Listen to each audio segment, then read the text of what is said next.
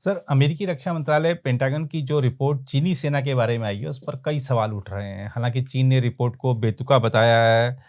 इस पर एक सवाल ये भी बनता है कि क्या आपको वाक़ई लगता है कि पेंटागन की ओर से दूसरे देशों की सेना के बारे में मनगढ़ंत रिपोर्टें जारी की जाती हैं?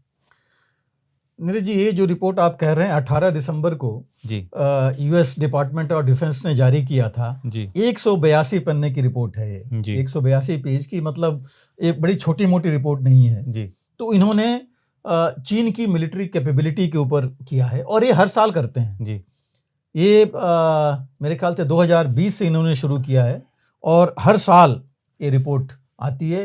हालाँकि ये कहा जा रहा है चौथी या पाँचवीं रिपोर्ट इनकी है, जो इन्होंने जारी की है। और इसमें जो है ये मैंडेटेड है, ये नहीं कि वो अपने आप वो कर रहे हैं। ये यूएस कांग्रेस में मैंडेटेड हुआ था कि ये रिपोर्ट जारी करने के लिए, जी, जिसमें उन्होंने उनके डिफेंस बजट, मॉडर्नाइजेशन, जो इनके प्लान्स हैं और कई चीज़ें इंक्लूडिंग करप्शन जो इनके यहाँ काफ़ी रैम्पेंट है चीन के मिलिट्री में, उसको इन्होंने भी उजागर किया है।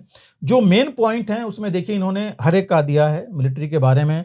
उन्होंने कहा कि बहुत ज़्यादा एक्सपेंशन हो रहा है, ख़ास करके न्यूक्लियर फोर्स का। जी, अमेरिका, इन्होंने पेंटागन ने बोला है कि भाई जो इनके पास 1 साल पहले कहा जा रहा था कि तकरीबन 500 न्यूक्लियर वॉरहेड्स हैं, वो अभी 600 के आसपास हो जाएँगे और 2030 तक चीन 1000 न्यूक्लियर वॉरहेड्स बना सकता है, मतलब ऑपरेशन करने लायक होगा, ऑपरेट कर सकेगा।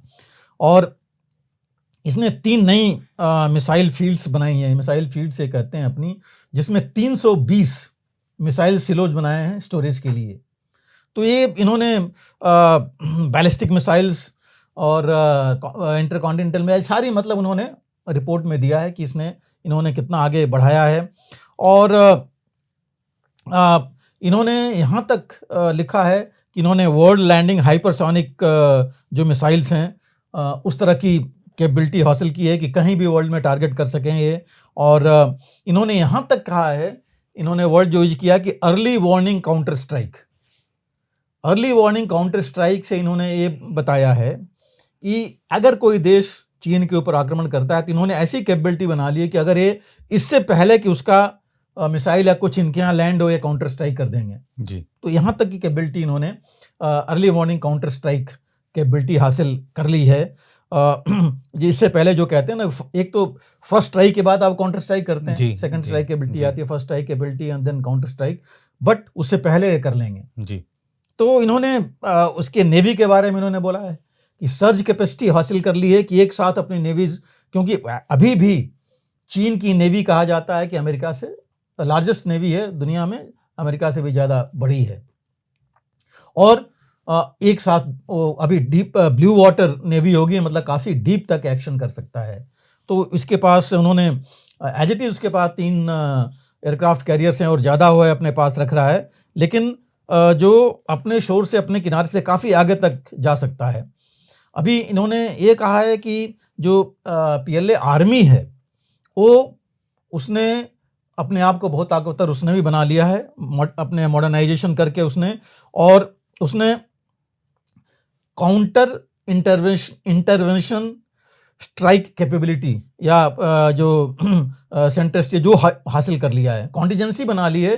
Counter intervention strike contingencies study किए हैं कि इससे पहले कि कोई हमारे ऊपर आक्रमण करता है, हम काउंटर स्ट्राइक लॉन्च कर दे और क्या क्या ये कॉन्टिजेंसीज हो सकती हैं। जी, तो उन्होंने यहाँ तक अपनी प्लान कर लिए हैं और long range counter attack capability सारे मिला करके, इवन लैंड फोर्सेस भी कैसे कर सकती हैं, जिन्होंने हासिल कर ली हैं। जो ये बोलते हैं कि लैंड अटैक काउंटर मिसाइल्स, तो land attack carrier missiles, LACMs, तो लैंड अटैक कैरियर मिसाइल्स के साथ कैसे आगे बढ़ सकते हैं।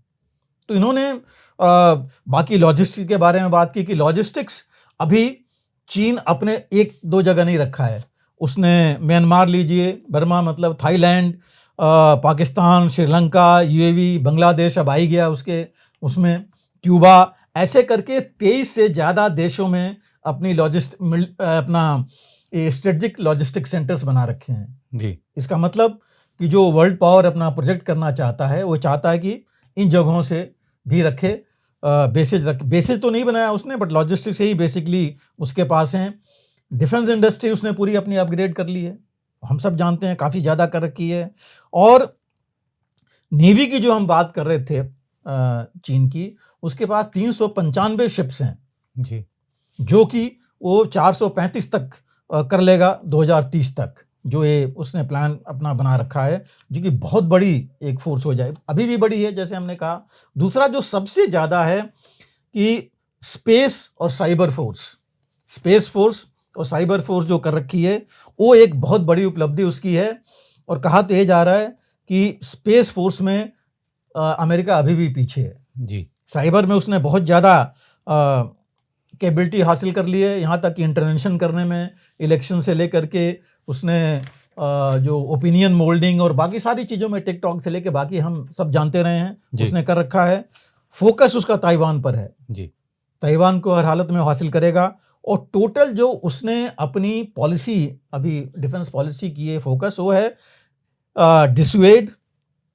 डिसुएड पहले उसको, देन डेटर कि रोको तुम आगे मत बढ़ो, और तीसरा है डिफीट, हराओ। जी, वो ये पॉलिसी लेकर के अपना वो चल रहा है।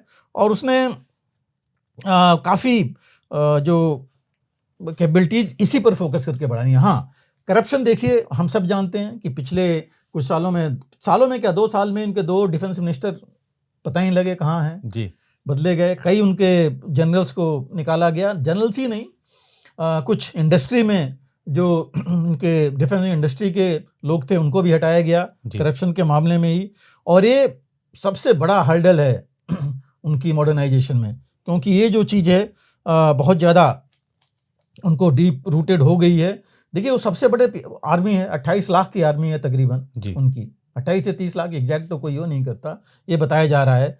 और एक और चीज़ देखिए बड़ी वो इसमें है हास्यास्पद, कि कहा जाता है मिलिट्री टू मिलिट्री टॉक्स, लेकिन चीन कभी या अमेरिका से उस तरह की मिलिट्री टू मिलिट्री टॉक्स में नहीं बात करता, न जाता है।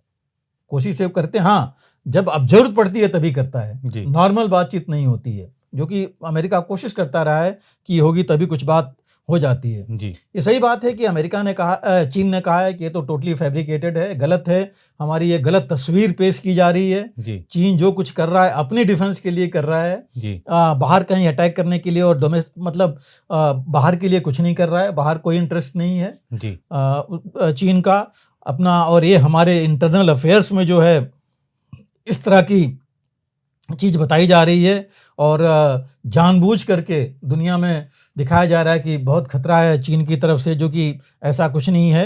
और उनका कहना है कि ये तो अमेरिका है जो बाहर इतने ज़्यादा बेसेज रखा हुआ है, जी, खुद के बॉर्डर पर उसका कुछ है नहीं, और ये जो है बाकी सब देशों में लड़ाई कराता रहा है। चीन तो पीसफुल तरीके से रहना चाहता है, उसी पर जाना चाहता है। हाँ, अपनी डिफेंस पॉलिसी वो लेके इस तरह चल रहा है।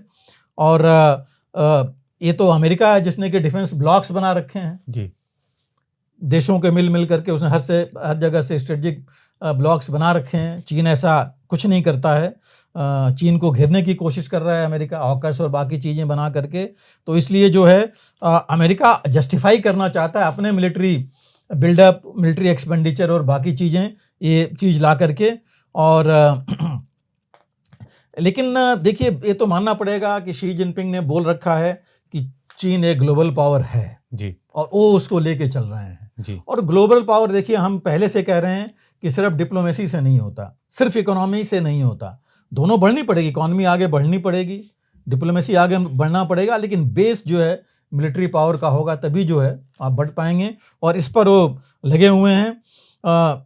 जैसे मैंने कहा, स्पेस और साइबर वाला एक मेजर कंसर्न है अमेरिका के लिए, कि जिस तरह कैपेबिलिटी इनकी है, साइबर कैपेबिलिटी, क्योंकि 1990 से चीन ने बढ़ा रखा है अपना, जी, काफ़ी आगे निकल चुका है, और काफ़ी इससे नुकसान हो रहा है इन देशों को, जितने यूरोपियन कंट्रीज़ या अमेरिका है वहाँ। और स्पेस में इसने काउंटर स्पेस कैपेबिलिटी हासिल कर ली है। देखिए, इसने एंटी मिसाइल फायर करके दिखा रखा था, एंटी सैटेलाइट इसने जो वेपन्स बना रखे हैं, उससे सबसे ज़्यादा खतरा अमेरिका के जो लो अर्थ ऑर्बिट सैटेलाइट्स हैं उनको हैं। इतने सैटेलाइट, चाहे एलन मस्क से लेकर के इन्होंने स्टारलिंक से लेकर सबने जो भेज रखे हैं, वो सब लो अर्थ ऑर्बिट में है और सबसे ज़्यादा खतरा उनको है, क्योंकि जो इनका डिफेंस ही मुश्किल है और इसने काफ़ी ज़्यादा वेपन्स इसके ऊपर लेजर वेपन्स से लेके हर एक तरह के वेपन्स हासिल कर रखे हैं। इसने लेजर रेंजिंग स्टेशंस बना रखे हैं चीन ने।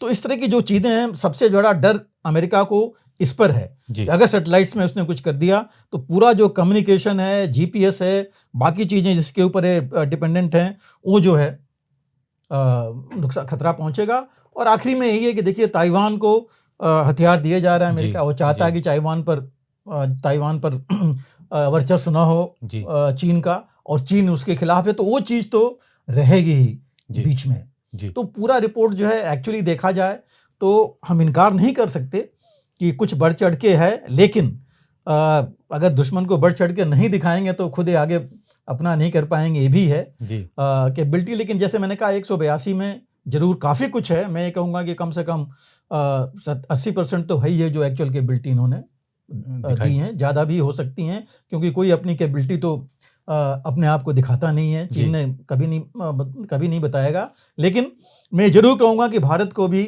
जरूर स्टडी करके हमारे जो जितने भी इसमें रक्षा मामले के लोग हैं वो इसको समझें, और इससे अगर अमेरिका को कुछ डर लग रहा है तो हमको तो होगा ही होगा कुछ ना कुछ, और कैपेबिलिटी जरूर हमें बढ़ानी चाहिए, बढ़ानी पड़ेगी।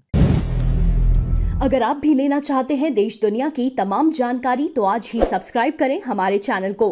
साथ ही नीचे दिए बेल आइकन को जरूर दबाएं ताकि हर अपडेट आप तक पहुंच सके।